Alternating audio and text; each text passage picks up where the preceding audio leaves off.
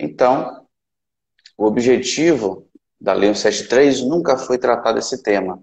É impossível que se discuta, que se tente regulamentar ou desregulamentar a carreira pública de 5.700 municípios, 26 estados mais o Distrito Federal, fora os entes da administração pública indireta. Então, isso é impossível. Então, a Lei 173, por mais que ela tenha, e aí nós não vamos tratar aqui de justiças ou injustiças com relação aos servidores públicos, vamos falar da questão técnica, da questão jurídica, o artigo 8º, que é justamente o ponto de discórdia hoje e o ponto de dúvida com relação à folha de pagamento, ele padece de uma elaboração melhor. Aquele que elaborou parece que faltou um pouco de conhecimento maior sobre a carreira do serviço público. Então, são situações que precisam ser revistas, né? E que, de certo modo, vão gerar discussões judiciais, né? Até mesmo para facilitar a fiscalização desses valores que foram repassados, se houve ou não aumento de despesas permanentes, que é justamente o que foi o objetivo da Lei 163 no combate, não fica claro na lei. Então a lei tenta bloquear, o artigo 8º especificamente, tenta bloquear esse aumento de despesa permanente, mas ao mesmo tempo ele não mostra qual será o mecanismo de fiscalização. Se nós formos partir para uma leitura inicial do artigo 8º, no inciso 1º, nós temos um artigo que poderia se encerrar no primeiro inciso. Por quê?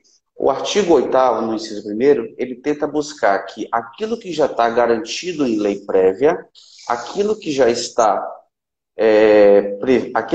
judicialmente decidido, ou seja, a coisa julgada, o ato jurídico perfeito, a lei anterior que define, tudo que já está garantido continua protegido. Ou seja, o inciso 1º do artigo 8º, ele deixa claro que as progressões na carreira estão garantidas, ainda que elas venham se externar ao longo do tempo.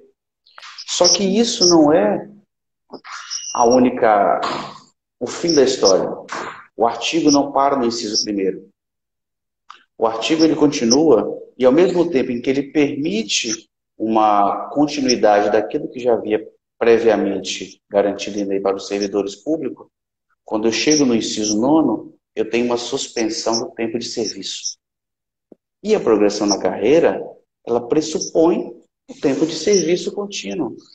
Quando eu progrido na carreira, no serviço público, eu preciso que o servidor, ele, durante um lapso temporal, seja avaliado, que ele seja aprovado em sua avaliação de desempenho. Então, eu tenho no artigo 8º vários desencontros entre os incisos que tornam difícil a interpretação e nós teremos, sem sombra de dúvidas, diversos municípios ou estados que vão conceder vantagens, que vão conceder progressões na carreira e outros não. O que vai depender é justamente da capacidade financeira ou não daquele ente estatal de arcar com essas despesas. E aí nós temos um problema, porque não há uma uniformidade. Nós tivemos a promulgação da lei, a sanção presidencial, do dia 27 de maio. No dia 1º de junho, nós temos uma nota técnica elaborada, e é bom que se fique destacado, pelo setor de pessoal que compõe a estrutura do Ministério da Economia. E nessa nota técnica, eles entenderam exatamente isso, que as progressões funcionais em razão de escolaridade adicional, em razão do lapso temporal, ou seja, a evolução na carreira previamente existente, estava protegida pelo inciso 1º. O problema é que o objetivo da Lei 173 foi justamente impedir que despesas permanentes fossem criadas nesse momento. É por isso que lá no inciso 6º, e aí nós vamos fazer a leitura de cada um dos incisos para tentarmos chegar no consenso. O inciso 6º, ele deixa claro que a eventual aumento de despesa continuada, permanente, que é o caso da evolução na carreira do servidor, ela não pode ultrapassar IPCA, índice de preço ao consumidor. Ou seja, eu tenho uma permissão da concessão da evolução da carreira, mas ao mesmo tempo eu tenho uma limitação no aumento da despesa de pessoal com aquele ente. Ou seja, o artigo 8º é aquele perfeito artigo que está pronto para ser judicializado a qualquer tempo. Para se ter ideia, nós temos aí pouco mais de um mês, e até agora nenhum órgão de fiscalização, seja o Ministério Público ou o Tribunal de Contas, se manifestou no sentido de tentar orientar os municípios nesse sentido, justamente porque o artigo é muito dúbio. Ele foi elaborado com a melhor da intenção na contenção de despesa, mas até o momento eu não tenho uma uniformidade em como proceder. Dúvidas estão surgindo a todo tempo, vários pareceres jurídicos indicando uma coisa ou outra, mas eu realmente tenho um artigo de difícil compreensão e com bastante choque de informação. O próprio inciso 9º, quando eu tenho uma suspensão do prazo de tempo de serviço, servidor público nenhum adquire quinquênio, biênio ou triênio em razão do tempo de serviço. Ele conquista esses benefícios em razão do efetivo tempo de serviço. E isso está protegido como exceção no inciso 9º. Então ele suspende o prazo de contagem, mas ele deixa claro que, e aí eu vou fazer a leitura exatamente do inciso 9º, que é o inciso mais draconiano do artigo 8º da Lei 173. Ele é o mais severo quando ele suspende a contagem de prazo para esses benefícios, anuênios, triênios, essa prêmio. Ele deixa claro ao final do inciso que, sem qualquer prejuízo para o tempo de efetivo exercício, ainda que eu tenha 15 anos de serviço público, se eu tiver utilizado uma licença para interesse particular por 10 anos, eu não terei direito a 3 quinquênios, apenas um, porque efetivamente eu só exerci a minha função por 5 anos. Então, se eu protejo o efetivo exercício, como que eu vou suspender a contagem do prazo do quinquênio se o quinquênio é decorrência do efetivo exercício? Percebe que essas nuances, esses detalhes, não poderiam ser tratados de forma alguma em um único artigo. Esses detalhes são bem discutidos. Quando se discute adicional tempo de serviço, quando se discute carreira, são anos de discussão junto ao município, com participação de servidores, de sindicato. A área de pessoal, ela sempre foi uma das mais importantes, mas infelizmente sempre foi uma área deixada de lado, até que nós chegamos na situação atual de ausência de recursos e de ausência de pagamento. O artigo 8º é aquele famoso jabuti sem casco. O Ministério da Economia apresentou um artigo duro no intuito de que os municípios, quando retornarem ao pagamento das dívidas com a União, não tivessem suas despesas aumentadas. Mas, ao mesmo tempo, esse jabuti está desprotegido. E, no momento em que essa crise sanitária, que esperamos que passe logo, ela se abrandar, esse artigo será discutido se não for derrubado. Justamente pela confusão, pela dificuldade na uniformidade do entendimento. Muito bem, professor. Eu não tenho aí alguma. A gente pede aos participantes, se tiver alguma pergunta, eu não coloquei isso no início, pode fazer aqui pelo chat e a gente vai interagindo aqui com o professor. Professor, a questão quando o senhor fala, né, desse imbróglio no artigo, dizer, imbróglio sou eu que estou colocando, mas essa dúbia, né, interpretação Uhum. pode surgir e aí a amplitude de causas judiciais que irão certamente surgir por conta dessa falta de clareza no artigo. Para o gestor atual, né, aplicar esses dispositivos fica tanto quanto complicado no momento total de incerteza, né? Exato. O controle interno dos tribunais de contas nunca foram tão necessários como agora nesse momento de crise. Por quê? Nós esperamos que essa situação sanitária passe, mas os reflexos na arrecadação dos entes serão sentidos por muito mais tempo. E como o objetivo da lei é justamente impedir que esses aumentos cresçam, eu tenho, por exemplo, essa semana, por exemplo, uma discussão em um determinado município com relação a a reajustes para o magistério. O inciso primeiro, quando ele garante essa proteção a aquilo que já está previsto em lei, eu encontro choque em várias situações. Essas carreiras que possuem um piso nacional já definido, como o magistério, que tem garantido em lei que o índice aplicado ao valor por aluno será imediatamente aplicado ao salário, ao piso nacional do magistério, encontra justamente o conflito com o inciso 6º do artigo 8º, quando ele proíbe o reajuste, o aumento da despesa continuada acima do IPCA. A proibição do reajuste, o reajuste salarial é o menor dos problemas hoje, a discussão. Municípios já não possuem capacidade financeira de arcar com reajustes há muito tempo. Endividamento público já vem de muitos anos, isso não é algo que veio com a pandemia, é algo que já existia. O problema é que não dá para, em um único artigo, você tentar segurar todas essas outras legislações que já trazem obrigações. Parece que o artigo 8º, ele foi feito a 1000 mãos. Alguém foi colocando um pouquinho, endurecendo, e outro foi colocando exceção. Quando você pega o artigo 8º e você tenta, e eu fiz uma live com o professor Milton Mendes, uma transmissão, em que nós falamos que, nós percebemos que o artigo 8º, ele tem ali proibições absolutas e relativas. Apenas duas absolutas, que era a questão do tempo de serviço e a questão do reajuste das despesas continuadas acima do IPCA.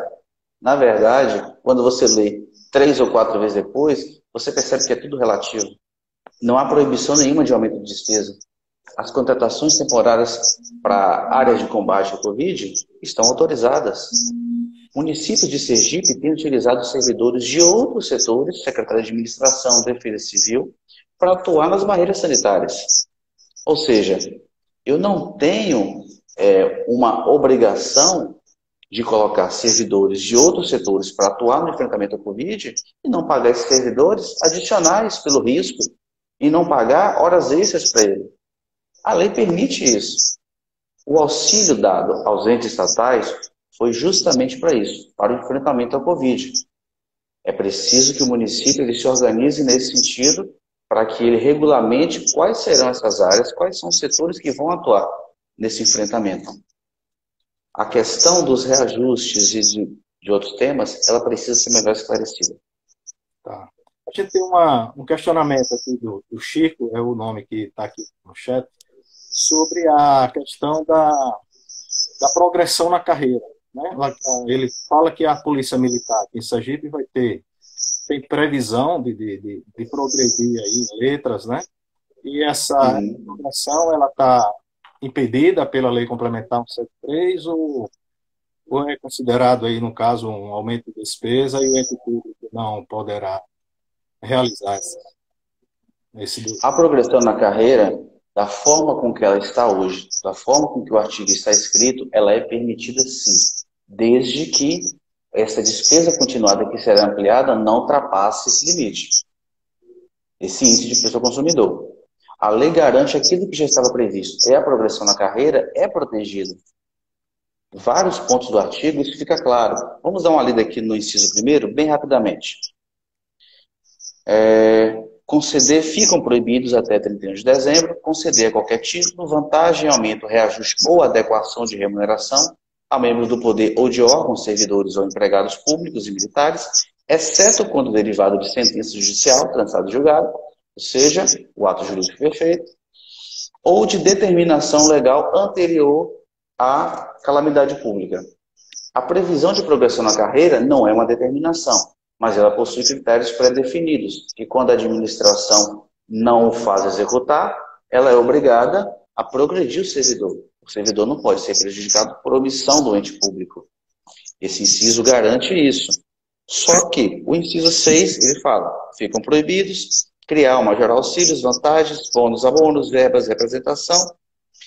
E aí eu tenho, lá no parágrafo 1º e 2º da Lei 173, justamente que o disposto nos incisos, no inciso 7º, não se aplica em caso de prévia compensação mediante aumento de receita ou redução de despesa. A lei traz a proibição de reajuste mas ao mesmo tempo ela deixa claro, se a receita aumentar, se você não extrapolar o limite do índice de preço ao consumidor, está garantido.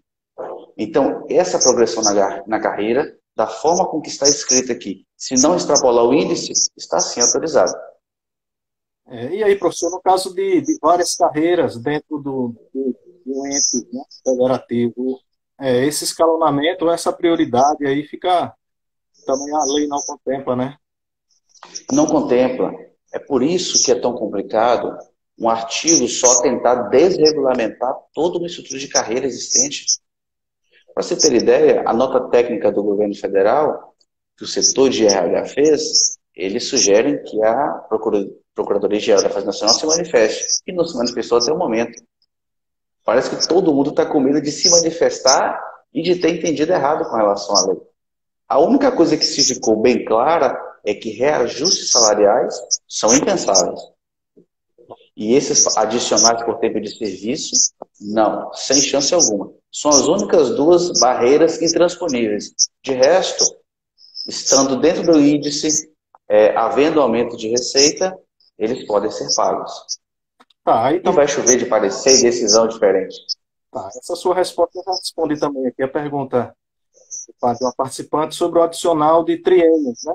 Aí, no caso, também Isso. dentro do limite de não ampliar o teto, né? De não ampliação. Tá, É o inciso 9º.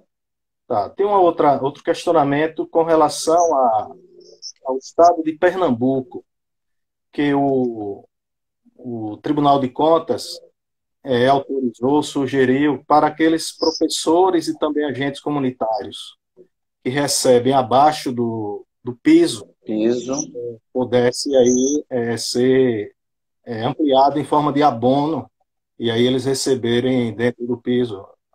Está perguntando a opinião do senhor. O inciso 6, ele proíbe, né? Qualquer abono, nesse caso, e a única exceção para o inciso 6º, essa criação de abono, é justamente para áreas de combate à pandemia. Eu entendo que os agentes comunitários de saúde, eles estão no enfrentamento, eles fogem à regra, então eles estão cobertados, eles poderiam, os professores não. E era essa também a questão que eu ia colocar, sobre essa exceção às carreiras que estão diretamente na linha de frente do combate ao Covid. Aí, médicos, enfermeiros e etc. Né? Até assistentes sociais também, né? Aí tem uma exceção a essa regra, né, professor? Exatamente. Essas atividades. Agora, a maior dúvida, ainda que o servidor busque a concessão, a maior dúvida não é nem a concessão, professor. É como se dará a fiscalização pelo Tribunal de Contas. Como que o Tribunal de Contas vai conseguir verificar o que realmente respeitou a esses incisos ou não. É uma lei de exceção. São tempos de exceção. Esse artigo 8º, como essa lei 173, ela pode passar por diversas revogações ou alterações de artigos antes do Natal. São situações, é um momento que requer, na verdade, prudência. Prudência nesse sentido. O que eu tenho sugerido aos municípios que eu tenho atendido é que se faça um levantamento daquilo que estava previsto para aumentar, seja na evolução da carreira, seja biênios, triênios, quinquênios, que se faça um levantamento para ver o impacto que isso vai gerar até 31 de dezembro de 2021. Ou seja, fazer um levantamento como se não houvesse proibição, para que, havendo alteração no entendimento desse artigo ou uma posterior orientação do Tribunal de Contas, que é o órgão que vai fiscalizar isso, as coisas podem se alterar. A progressão na carreira, vejo sim como possível. A lei está garantindo aquilo que já estava previsto anteriormente, desde que ele respeite o índice de aumento. Isso tem que ser respeitado, porque é uma despesa permanente, uma despesa continuada. Ela está permitida, mas ela encontra restrição no quanto está permitida. Essa quantidade tem que ser respeitada. Aí, professor, você daria como sugestão o gestor que se encontrar numa situação de dúvida, né? fazer um requerimento, uma sugestão ao Tribunal de Contas sobre a aplicação da lei, mais especificamente a esse artigo 8º, é porque Sem sombra de dúvida.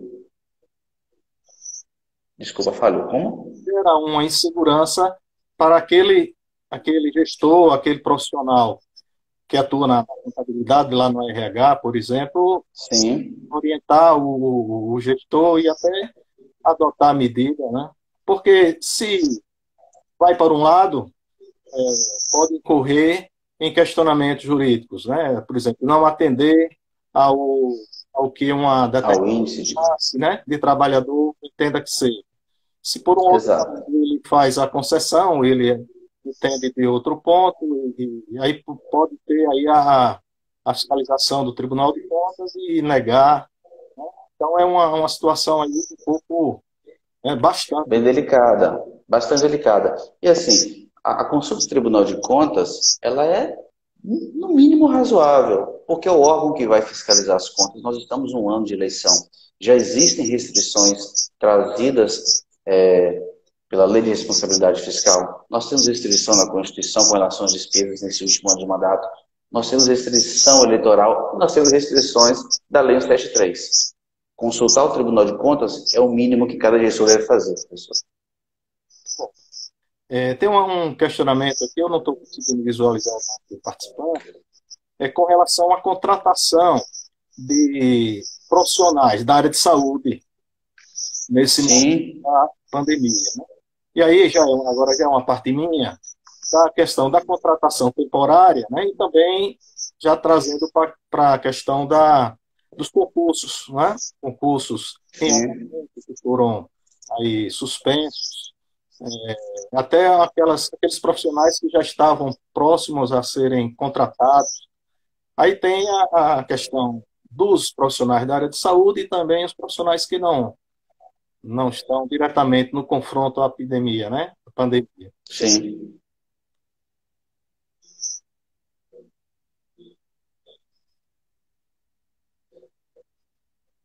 Com relação às contratações, para a reposição de pessoal, eu só faço.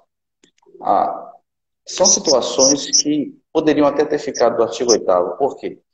Se eu fiz o concurso, eu pressuponho uma vacância. Eu pressuponho que existe uma vaga disponível para ser ocupada. E isso a lei traz como exceção. Se eu tenho uma vaga já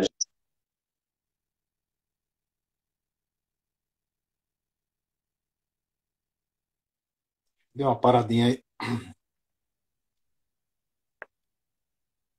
Professor, deu uma interrupçãozinha na conexão da internet. alô? Oi? Falhou aqui, professor, desculpa. Deu Bom, uma interrupçãozinha aí na internet. Eu acho que isso, tá. isso. O inciso 4 permite justamente isso. A admissão de pessoal, seja de forma temporária ou através de concurso público para a vaga já existente, ou seja, no caso de vacância, justamente para as áreas de combate ao Covid. Tá ok? Tá me ouvindo, professor, bem? Tá ok, tá ok. Não, obrigado. Então, essa exceção do inciso 4 está justamente no parágrafo 1º do artigo, que essas exceções, essas proibições de contratação não se aplicam a medidas de combate à calamidade pública, né? Desde que não ultrapassem a esse período. É muito importante verificar a validade desses decretos de calamidade pública para que se respeite justamente esse prazo e esperamos que os controladores internos estejam atentos a essas despesas, inclusive os gastos de pessoal nessas áreas de combate, elas devem entrar nesse controle, nessa fiscalização.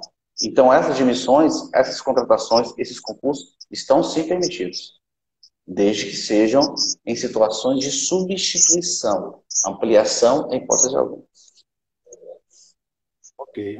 Professor, eu tive a oportunidade de ouvir alguns debates com relação a essas possibilidades aí de gerar conflitos judiciais, também relacionados a, a questão do atendimento de 180 dias, né, que o governante saindo do mandato, na contratação de profissionais também em relação à própria combate à Covid, ou não, né, a aplicação daqueles recursos livres que o programa do federal disponibilizou. E principalmente aí no caso dos municípios, né, em final de Sim. mandato.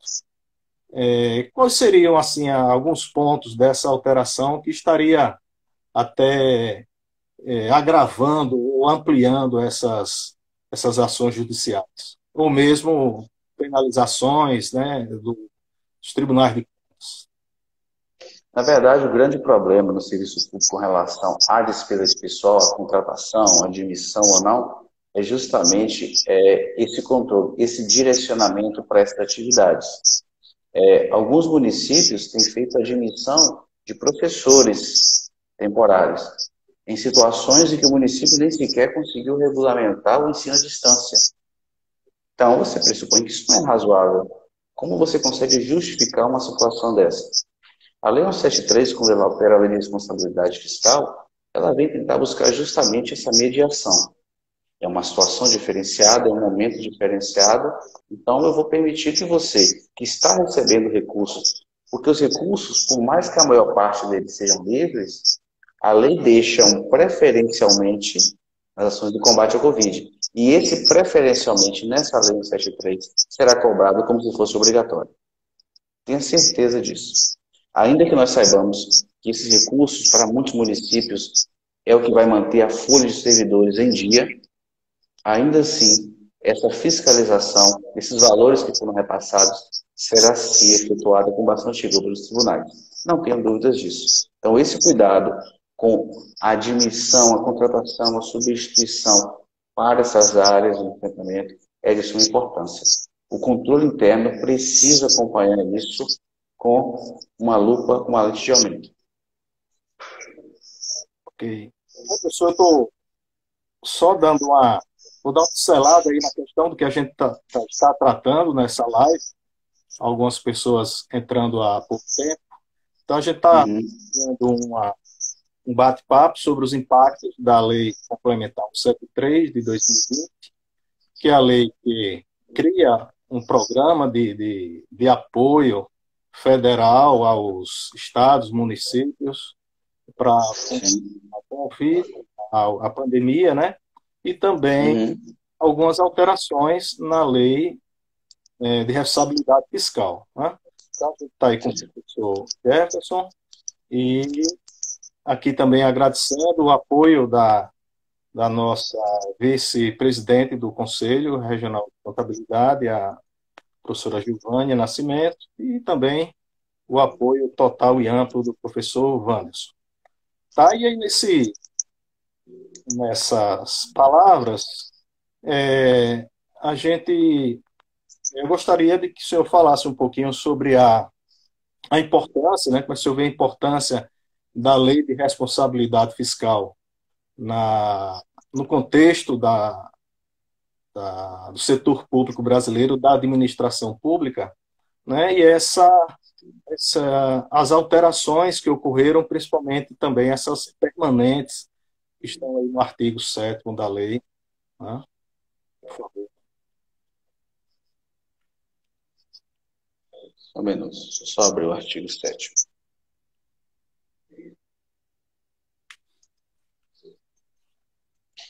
O objetivo do artigo 7º, essa alteração da Lei Complementar 101, na verdade, foi apenas dar um pouco de afrouxamento nessa fiscalização da despesa, nos atos que aumentam a despesa de pessoal.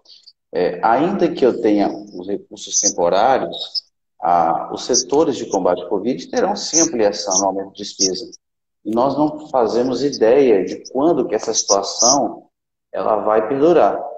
Nós temos aí a possibilidade de adiamento das eleições para o mês de novembro, e isso pressupõe que nós possamos chegar muito mais próximo das eleições, com a situação mais agravada ou não.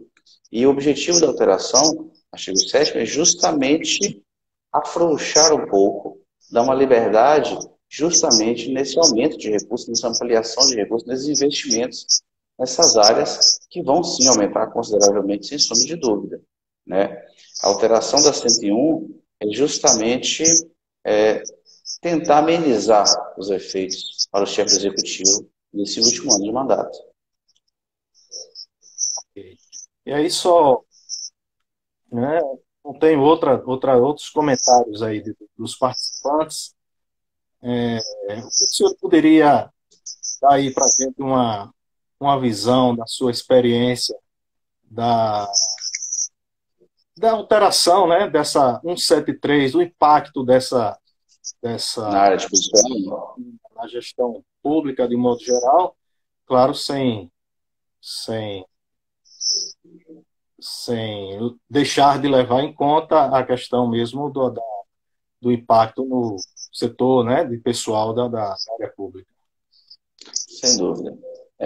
Antes mesmo da sanção presidencial, quando ainda era um projeto de lei, a leitura que se fazia do projeto é que os municípios, principalmente os municípios, iriam se dividir naqueles que têm uma carreira estruturada para seus servidores e os que não têm. Os que possuem carreira estruturada têm, né, a possibilidade de que seu servidor ele não seja 100% penalizado no seu valor salarial, no seu poder econômico.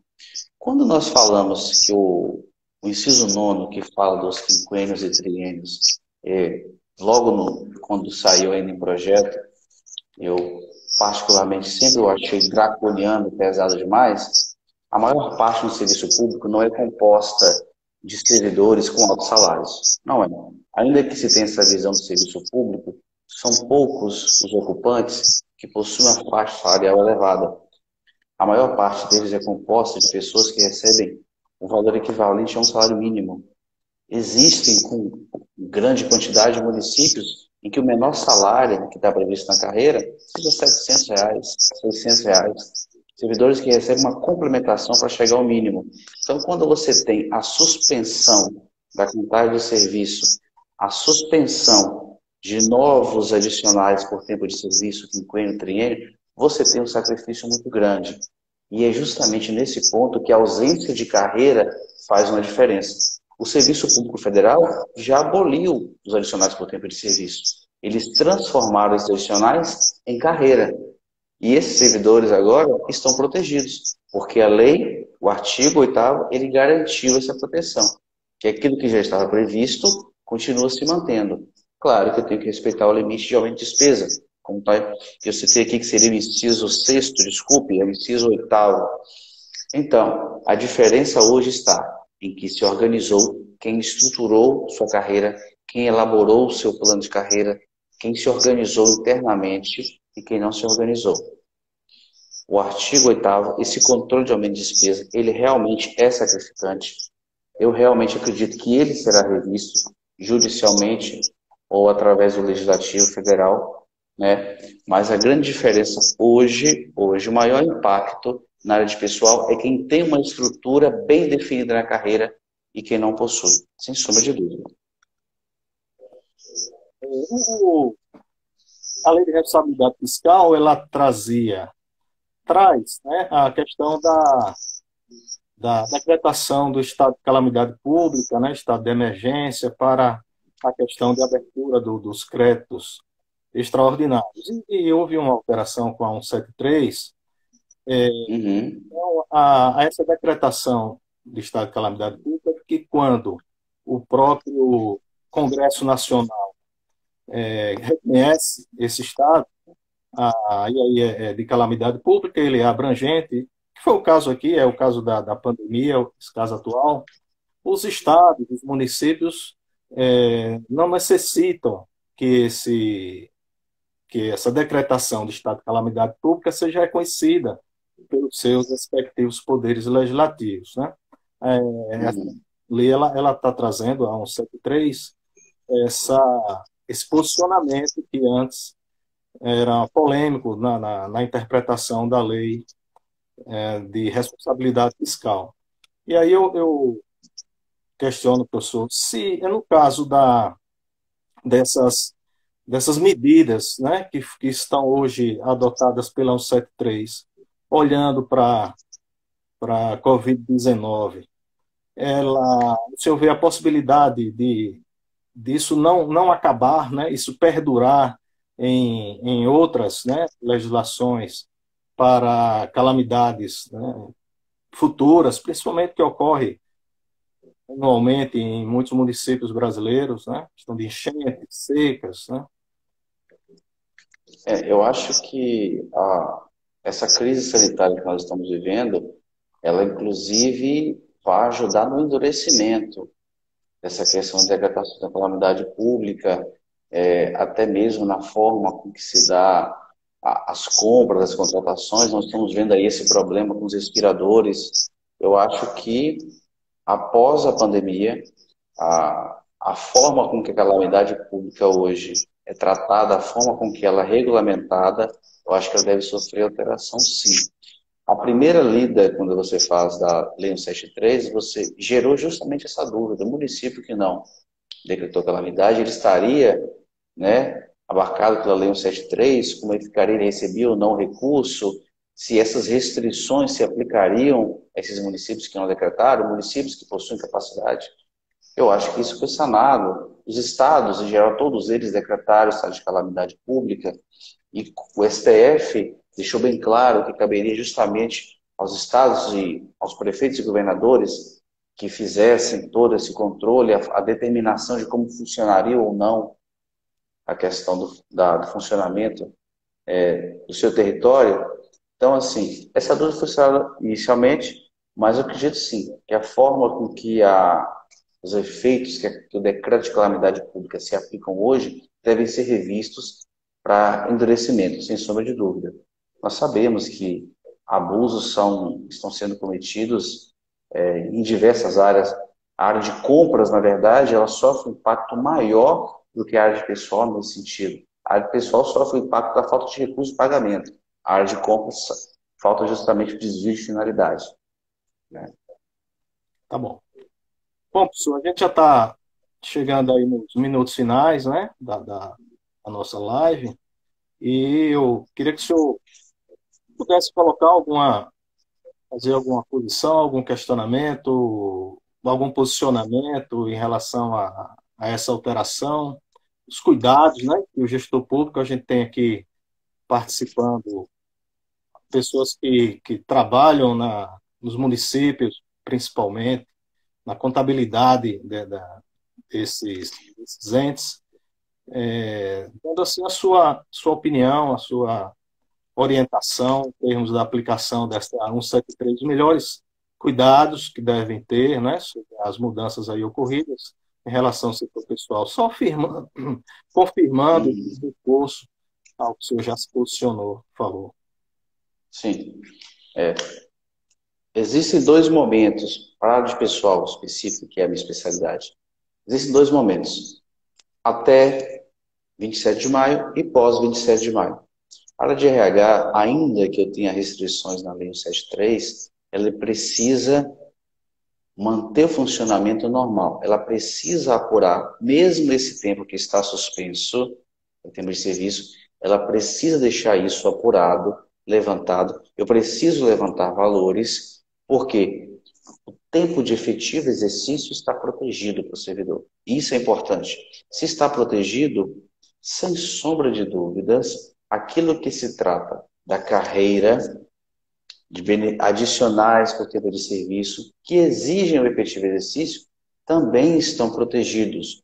O que deve haver no momento é prudência.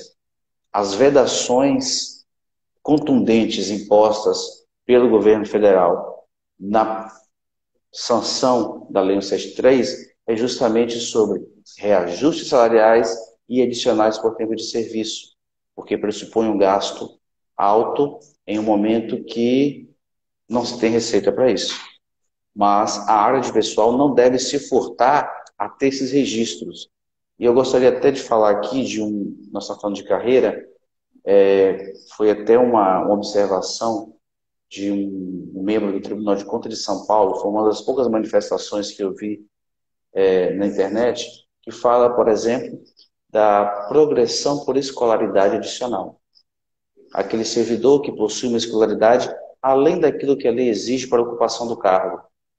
Essa progressão, ela não exige tempo de serviço, porque ele já possui estabilidade funcional, já exerce atividade, e essa evolução na carreira não necessariamente pressupõe o anuênio, o biênio, são gratificações pagas à parte. E aí eu venho o questionamento do inciso 9, mas não está proibido gratificações, abonos, o adicional, por escola adicional, ele é evolução na carreira.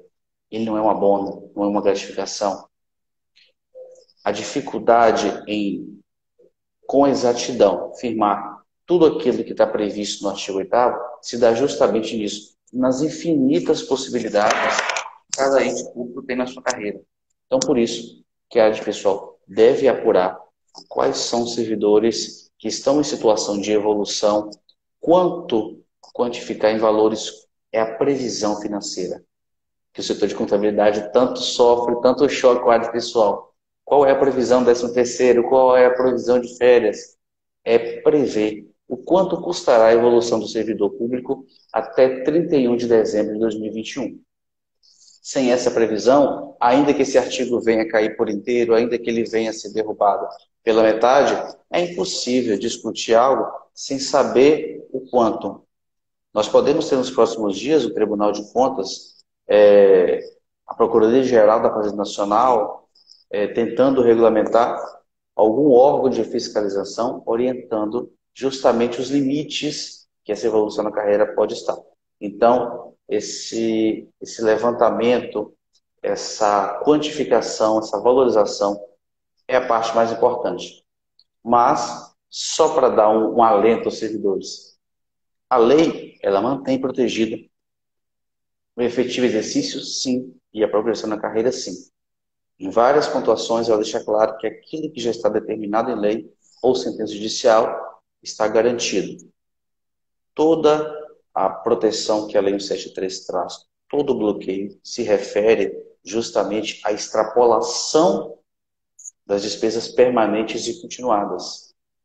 E é isso que ela tenta evitar. Se eu consigo ter essas despesas continuadas num patamar aceitável dentro do índice de preço ao consumidor, o direito do servidor está garantido. Não há para que sofrer tanto. Verdade. Bom, eu não teria, assim, uma outra questão para colocar da minha parte, só dizer que foi, assim, uma satisfação ter contato com o senhor, professor. E estamos agradecidos. Foi mesmo. Foi muito esclarecedor. Só no aspecto mesmo das questões que deixam aí diversas aberturas para que o gestor possa ali tomar decisões e os alertas, né, que o senhor colocou, dos cuidados que deve ter, mesmo porque qualquer decisão que o gestor municipal, né, principalmente essas gestões dos municípios que estão encerrando esse ano, irão repercutir, né, na gestão seguinte, né? E essa questão também da própria responsabilidade na aplicação desses recursos do programa federal, porque não há dúvidas que na disputa eleitoral várias denúncias, né, vão existir, né, dos concorrentes, né, na disputa eleitoral com relação à aplicação desses recursos, visando, por exemplo, reeleições ou visando eleger seu grupo, né, o grupo político partidário daquela gestão. Então, é um aspecto aí também, né, que o gestor atual municipal, além das responsabilidades civis e criminais que ele possa responder, também a questão da política partidária aí na sua decisão em gastos, né, dos recursos. E gastar com folha, né, gastar com pessoal, também pode ser um instrumento de utilização de ganhos eleitorais, né? Então, esse cuidado, né, importante que o senhor colocou aí para a gente alertar ao gestor nesse sentido, né? Só como último alerta para a gente encerrar, para o pessoal não ficar tão chateado com as seguradas, Tá bom. boa parte da economia nos municípios vai se dar com relação à suspensão dos parcelamentos previdenciários, das dívidas com a União, que na sua maior parte é previdenciária. Foi colocado na Lei 173 que o não pagamento desses parcelamentos deveriam ter seus recursos aplicados preferencialmente no enfrentamento ao Covid. Esse não pagamento de previdência será um valor que será acumulado e dissolvido a partir de 2022.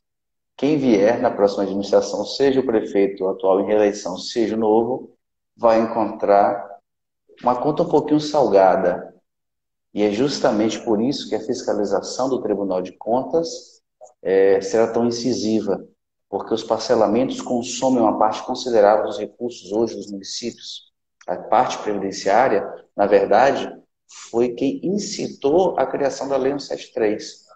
No início de abril, nós tivemos justamente projeto aprovado pela Câmara, mas que não chegou a tramitar no Senado, que era justamente para suspender o recolhimento da parte patronal, parte dos órgãos públicos, e sustar também o pagamento das dívidas previdenciárias. São valores altos, mensais, e que com certeza farão um baque muito grande nas contas públicas nos próximos anos.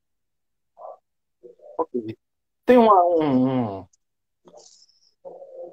uma pergunta aqui pelo Zap, com relação a esse gerenciamento, né, de recursos do gestor público, esses recursos livres, né, os recursos que estão possíveis de aplicação, que não sejam diretamente ali a Covid, os cuidados aí que esse gestor deve ter, o seu entrosamento com a parte da contabilidade.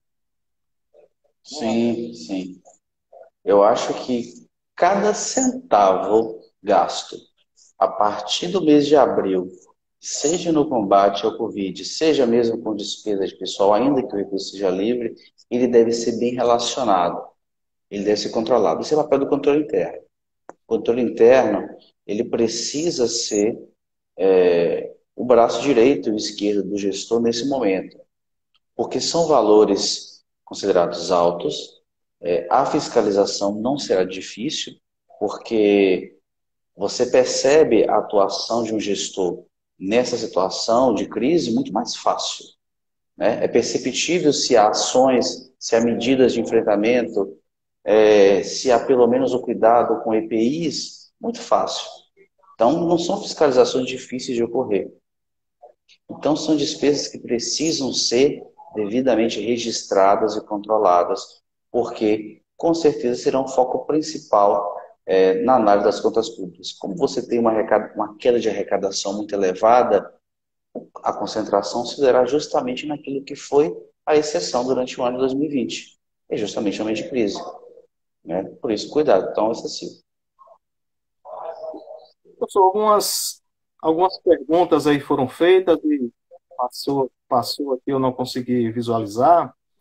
E, além disso, é uma lei, né, que surgiu agora, e a gente está fazendo uma live muito perto da implantação da lei complementar 173, e várias dúvidas surgem, né, que é normal, é natural, e à medida que os casos vão sendo pontuados pelos diversos aplicadores, surgem opiniões, né, entendimentos, até algumas Claro. jurisprudências vão surgir também ao longo do tempo.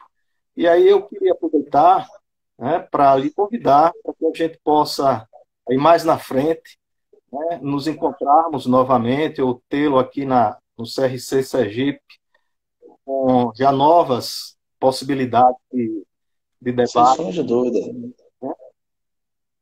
Estou inteira disposição. Muito bom, aí então eu já firmo aqui já a sua aceitação e a gente agradece já de antemão, e a gente vai depois combinar um outro encontro para a gente debater esse tema, porque vai render, não é? A aplicação, Ah, sem sombra de dúvida.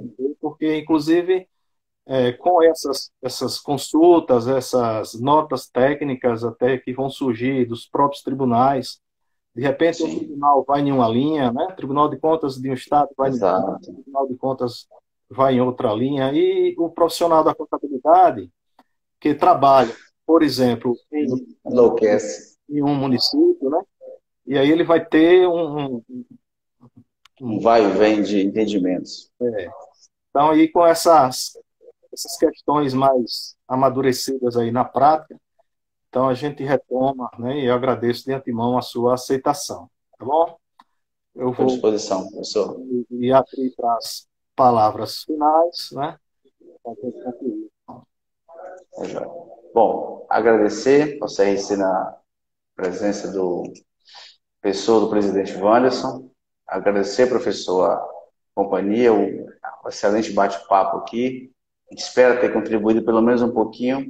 A gente sabe que sanar todas as dúvidas em um tema tão recente, em que há vários entendimentos que continuarão acontecendo, é difícil, mas o importante é que a gente tenha conseguido pelo menos esclarecer um pouquinho. A área pública, ela é tudo menos simples. A Lei 173, naquilo que ela se propõe, ela parece ser simplória demais, mas quando você... Eu faço uma comparação com a Lei 173, sabe aquele exame médico que nós, pacientes, abrimos? A gente observa o quê? Se aqui, o exame de sangue, se nós estamos dentro do aceitável, se está no aceitável, a gente dobra, joga fora e está satisfeito. Quando o médico analisa, ele verifica que o seu aceitável, na verdade, pode estar predisposto a algo mais sério. A lei é exatamente isso. A área pública é muito complexa. E a gente vê que todas as leis que são criadas em momentos de crise, de muita tensão, às vezes falta um pouco de expertise na discussão de alguns temas que ficam muito vagos. E a gente sabe que essa lei 173, na verdade, o interesse é que o recurso chegasse mais rápido aos municípios. Então, foi algo feito às pressas, mas a gente espera que logo, logo isso possa ser melhor esclarecido, sem sombra de dúvida. Ah, professor, já foi assim, super esclarecido aquilo que a gente conversou aqui, pontuou, foi tudo bacana. Eu estou assim, super satisfeito e tenho certeza que os participantes Bom, aprendemos muito, né, com os seus pontos colocados. O tempo não é longo, né, para a gente ir aí aprofundando ainda mais. E parabéns pela explanação. Eu obrigado. quero registrar que o Conselho Regional de Contabilidade de Sergipe vai ter uma live no dia 26, agora no mês de junho, que vai tratar sobre o gerenciamento dos recursos recebidos, né, desse fundo, ou desse programa federal. E aí também a gente convida o senhor para, né, visualizar aí essa live, e aí a gente Sem vai sombra de dúvida. amadurecendo aí. Trocando figurinha.